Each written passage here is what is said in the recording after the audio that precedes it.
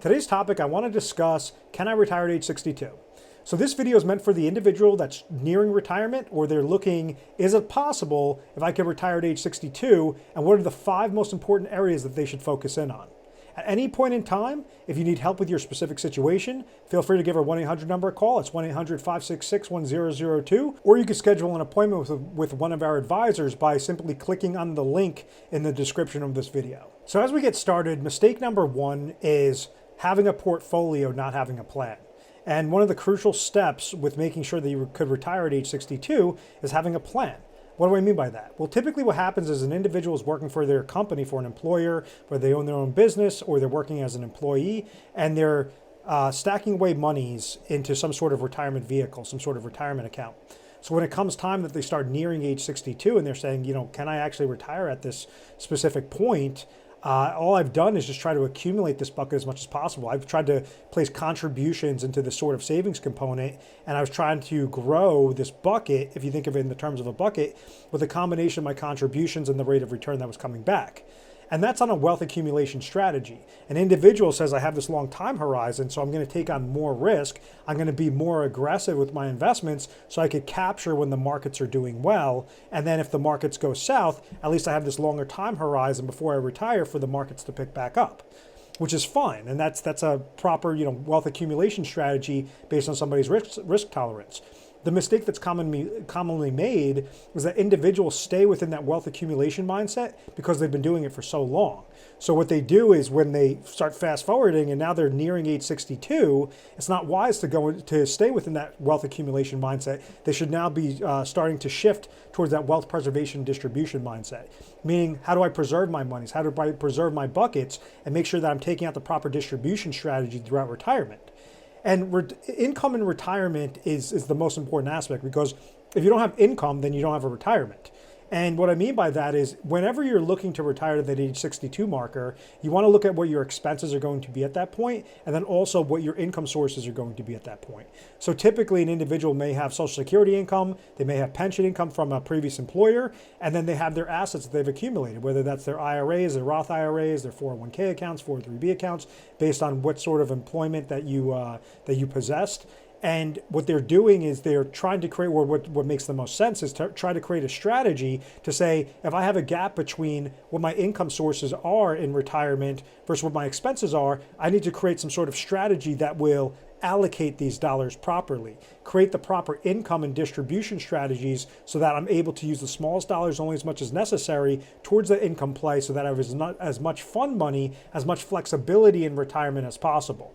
So that's step number 1. Always have a plan, not just a portfolio. So distribution planning could be having a plan, but it all comes down to, what are really your goals? If you want to retire at age 62, first off, why do you want to retire at age 62? And then also, what is your dream vision? What is your vision for retirement? So what are some of the different things that you want to do at age 62? Do you want to completely stop working and rely solely on Social Security income and your pension income? Is that attainable? Do you have enough in assets saved to create a proper distribution strategy? How do you make sure that you're creating those different mechanisms so that everything could work like a perfect puzzle piece and you're maximizing that's step 1? Always have a plan in place. Don't just have a random account that's growing, because if you have a growth-related strategy off something you should be utilizing for income or for emergency-related needs, that could result in a problem. That could result in you starting retirement at age 62, being in retirement for 5-10 years, and all of a sudden you ran your well dry because you had too much risk. So you were pulling monies from an account that was also susceptible to downward market losses, and based on the different investments that you chose, you could be paying high fees, and you have something known as reverse dollar cost averaging that's putting pressure against these accounts. So how to make sure that you're stopping those negatives and that compound interest from draining down your account, and making sure that you're actually creating some sort of laddering strategy, creating some sort of distribution plan, or have some sort of plan in mind, not just a random portfolio.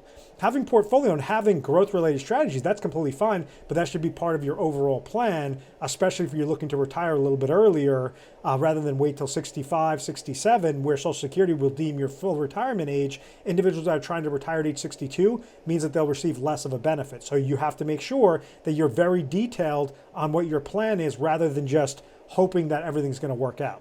Once again, why is that a problem? It's a problem because if you don't have a plan in place, that could result in you having to go back to work in your 70s, your 80s, or have a significant drop in lifestyle change when you're in your 70s and 80s, when maybe you can't move around as much and you cannot go back to work, or employers may not want to hire somebody that's in their 70s and in their 80s.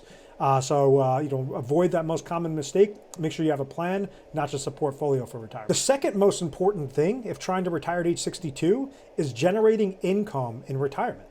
So how does somebody generate income in retirement? Well, you have to look at some of your guaranteed cash flows, and you have to say, okay, if I'm age 62, how long do I feel like I'm going to be living? How long has my family members, have they lived long lives? And then trying to scale backwards and saying, okay, what is my Social Security income? What is my pension income? And then what is my gap based on what my expenses are? If there's a specific gap there, create the proper strategy and try to create a strategy that's going to last as long as you do. So what happens is in retirement, sometimes individuals like to leverage something called the go-go years, the slow-go years, and the no-go years. And what I mean by that is when somebody hits that retirement age, they say, okay, I've always wanted to do X, Y, Z. I want to make sure I'm traveling the world. I want to make sure I'm fishing every day. I'm doing, playing golf every day, whatever the case is, whatever that dream is for an individual's retirement situation. And they may want to do that. They might want to put their income pedal to the metal for those first 5 to 10 years to say, this is what I really want to experience of life. And then what happens? There's a shift that's made, because those certain activities can only be so exciting. And typically what happens is after somebody has traveled to Europe multiple times and traveled all throughout the United States, whatever's most important to them, they start to slow down. They say, you know what, my body hurts a little bit after 5-10 years. I'm going to slow down. So this is where it goes into the slow-go years. And maybe I'm going to, instead of taking 5 trips a year, I want to take 1 trip a year, or 1 trip every couple of years. And that might happen for another 5 to 10 years. And then you start getting into that, the depressing stage, we'll call it, which is the no-go years of saying, the highlight of your day might be bringing in your garbage cans and just going to doctor's appointments nonstop. And, that's where it's really, I don't want to leave. I know I'm not going to be going on vacation because it just really hurts to, when I don't die, I live. When I live, I can potentially become frail. And that's where it's maybe generating certain income sources for your medical needs, for your long-term care related expenses, whatever the case might be. But having a specific plan to generate income, you have to look at what are some income producing revenues, what are some income producing sources. Do I want to go and allocate a portion of my monies towards stock related dividends? Do I want to leverage bonds? Do I want to leverage just fixed related investments? And this is something that used to be very simple in the 80s and 90s to create some sort of retirement plan, is an individual could go and place their money into a bank CD or a fixed annuity that was paying double-digit rates of return, place some dollars in there and just live off the interest nonstop. When we fast forward today, interest rates aren't even close to as high as they once were. So you have inflation that's increasing, you have interest rates that are slowly increasing, but it's still going to be a detriment where an individual cannot leverage that same sort of strategy to live off of 10, 12, 15% interest rates off of what fixed accounts were doing. So now they have to go and create the strategies. Some individuals can leverage strategies with lifetime income streams through annuities. Others can go and make sure that they're allocating their investments the proper way. They can leverage, rental properties, REITs, the stock dividends, the bonds, and make sure that's set up in a specific laddering type mechanism, along with maybe some of those fixed related accounts. But you can't just go and shoot from the hip anymore. It's not as easy as just, going to your random bank up the road and saying, great, I found this bank CD that's paying me 12, 14%. And it's very easy to just put my $100,000 in here and, live off of that 14 grand, 12 grand. And that's what's closing up the gap. There's certain mechanisms that need to be put in place, but make sure that you're not going to outlive your retirement savings, not outlive your retirement income. Because once again, the downside, if you outlive your retirement income and you're not generating the proper income in retirement, could result in either you having to go back to work or having a significant lifestyle change. So a plan in place to make sure that you're covering the go-go years, the slow-go years, and the no-go years, that's what's going to be ideal for somebody looking to retire at their age 62. The most important step to try to retire at age 62 is understanding increasing health care. So if somebody's trying to retire at age 62, they're not quite age 65 yet. Why is 65 important? Age 65 is important is because that's when Medicare would kick in. So Medicare is basically health insurance for seniors. Individuals typically they make this mistake where they correlate Social Security income with Medicare, and they're two entirely separate things. Social Security, an individual could take at age 62. Medicare, they have to wait at least to age 65. So for those 3 years of the spread, they might have to get on an individual healthcare plan that could be very expensive. If they stopped working and they're no longer working for their employer and they're no longer on their employer health plan, their group health plan, now they have to go on the individual side. Is that cheaper? Is that more expensive? Well, it really depends on the different assets or the income streams that individual is taking in during their retirement years, or between the gap between 62 to 65. Then when we fast forward and somebody's age 65 and they say, oh, great, I have Medicare. Well, Medicare does not cover a bunch of different things that individuals assume is covered. First off, it doesn't cover prescription drug costs. It doesn't cover co-pays whenever you're going to the doctor, going to the hospital. It doesn't cover dental. It doesn't cover vision. And it also, more importantly, does not cover long-term care related insurance. So this is where individuals might want to set up a Medicare supplement plan or a Medicare Advantage plan based on their area, based on their doctor and their networks, to help alleviate some of those costs. Now, in order to get a supplement plan or Advantage plan, that could also be further monies out of pocket. If, let's say, you get with an Advantage plan, that might be some sort of coverage that's very minuscule, very minimal off of what you can have versus a supplement plan. A supplement plan could be more expensive, but it could at least give the person peace of mind. So you have these increasing costs. Every year that somebody's getting older, their health insurance is going to increase in costs. Then also, when we fast forward and somebody's really living and they're becoming frail, then they might need the cost and care of a long-term care policy or long-term care insurance. Long-term care is extremely important because it's something that Medicare and Medicare Advantage plan, Medicare supplements and Medicare Advantage plans, and Medicare as a whole does not cover. Once your ailment becomes chronic, or you have some sort of dementia, or something that you cannot use 2 out of your 6 ADLs, is known as activities of daily living, meaning moving around, toileting, needing help, making your meals, whatever that is. Typically at that stage, what's very expensive is an individual has to go into a nursing home facility or assisted living home facility, or they have to leverage a home health aide to come and take care of them. So that has a cost associated with it. So even if an individual maybe created a proper income strategy, but then they never planned for the cost of long-term care expenses, that could drain down their assets very quickly. That could liquidate their accounts and really make them susceptible to either losing their house or having a complete lifestyle change if it's for them or their spouse, or they have a family member or something that's staying with them. So that's where understanding increasing healthcare costs and making sure that you have some sort of strategy to combat that. You get a standalone long-term care policy. There's been a lot of shifts made with them. I typically don't like the standalone long-term care plans, but you could have used some different hybrid-related strategies, leveraging an annuity. You could leverage life insurance with different long-term care-related features with it. Really, whatever makes the most mathematical sense at the cheapest cost. But think of it like a bucket that's basically sitting there saying that if I need this to dip into for some sort of long-term care-related ailment, then I have this bucket available where I don't have to dip into my remaining assets. So there's some really neat things you can do on the long-term care side, but really understanding the increasing healthcare costs, because that's going to increase the amount of expenses that you have for retirement. If you don't understand, if you say maybe at age 62, this is when I want to retire, and I have some sort of baseline understanding of what it means, what my expenses are, and I'm hoping that I'm just hitting what that baseline is, that might be a large problem because you're not incorporating for that healthcare related costs and that really inflation that's built into the healthcare related costs and those increasing costs that could be a detriment to your plan. So making sure that you're covered, making sure that you have a proper safety net of income, and that's closing up that gap at age 62. But then you're also having different plans in place to combat what that increasing healthcare cost may be for your situation. The number 4 most important step if trying to retire at age 62 is reducing your taxes and RMDs. So the RMDs are not something that you're going to have to worry about until you're in your 70s. It used to be 70 and a half for the longest time, then it got changed over to 72. Now based on the year that you were born, could be age 73 up to age 75. So make sure to be very familiarized as you start nearing those ages on when your RMD is going to kick in. And basically what RMDs are more tailored towards pre-tax qualified retirement accounts. So it's monies that individuals never paid tax on, and it's growing tax deferred.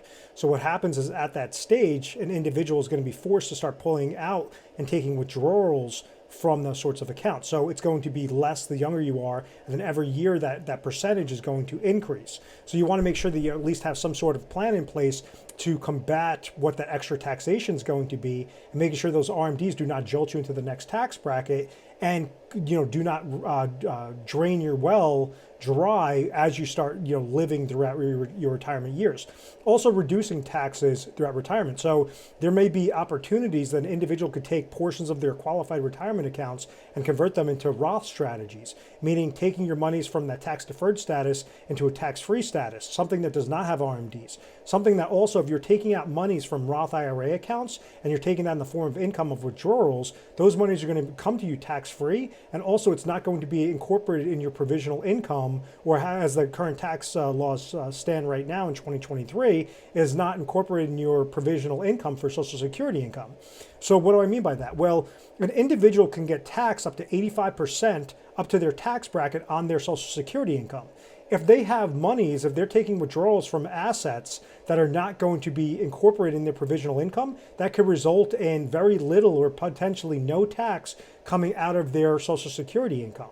So that's very important to note, because if you have less tax on your Social Security income, that means you're able to net more dollars from your Social Security income, and those higher net dollars are going to be able to take care of what your expenses are and be that much more powerful towards incorporating what your expenses are throughout retirement. So that just means less dollars if you're taking it from a tax-free bucket, because you're going to be able to net more dollars that way, and be able to net more tax favorable dollars from your Social Security income if you create the proper tax distribution strategy and you're leveraging those Roth conversion related strategies from now as you're nearing age 62, or even potentially as you're in age 62 or further, throughout retirement. So understanding on how the different mechanisms and why it's important to reduce your taxation throughout your retirement, and then also reducing or eliminating required minimum distributions and eliminating those types of accounts so that it does not impact you when you're in your 70s.